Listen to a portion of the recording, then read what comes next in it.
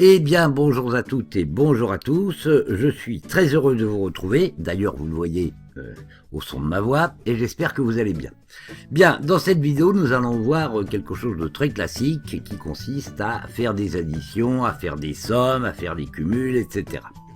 Nous allons voir qu'il existe plusieurs manières de le faire. Donc nous travaillons sur notre tableau habituel, la répartition des heures de la semaine 43 pour nos différents techniciens et nous aimerions savoir combien au total d'heures, quel est le total des heures faites dans la semaine. Alors il y a 3 méthodes et nous allons successivement les voir les unes après les autres.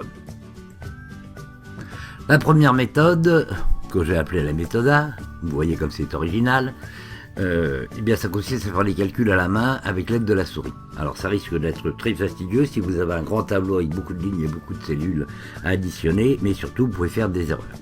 Donc on va le faire. Vous allez voir, c'est pénible. Alors on se met ici dans la cellule où on veut voir afficher le résultat, on dit égal, et ensuite on sélectionne toutes les cellules. À chaque fois on met plus entre chaque cellule. Alors je suis désolé, j'aurais dû prendre un tableau plus petit parce que là c'est vraiment long. Mais d'un autre côté, ça vous montre le côté un peu inutile de cette méthode. Voilà, voilà, voilà, voilà, voilà. Et pour la dernière, on dit Enter. Et voilà, on a 122 heures. Alors j'espère qu'on ne s'est pas trompé, mais ça, c'était la première méthode, et vous le constatez, elle est assez pénible. Pour la deuxième méthode, la méthode B, on va demander à Excel de faire lui-même le calcul.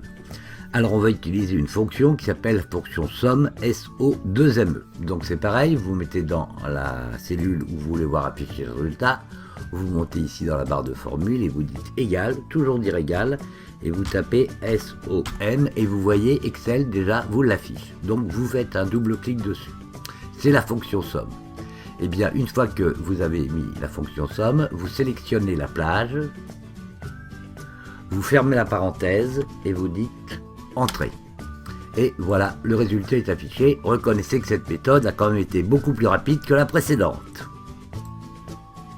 Eh bien, nous arrivons enfin à la troisième méthode, la méthode C, comme c'est la bonne. Vous allez voir, celle-là, elle est vraiment formidable. Alors, vous vous mettez bien évidemment à l'emplacement habituel, dans la cellule où vous voulez voir s'afficher le résultat. Et voyez, dans l'onglet accueil, vous allez jusqu'au bout, jusqu'au bout, jusqu'au bout. Et là, vous voyez écrit somme automatique. Et c'est ça dont on va se servir. Vous cliquez dessus et voyez, ça calcule la somme de plusieurs valeurs. Le total apparaît juste après les cellules sélectionnées. Mais ce qui est fabuleux, c'est que vous n'aurez même pas à sélectionner les cellules.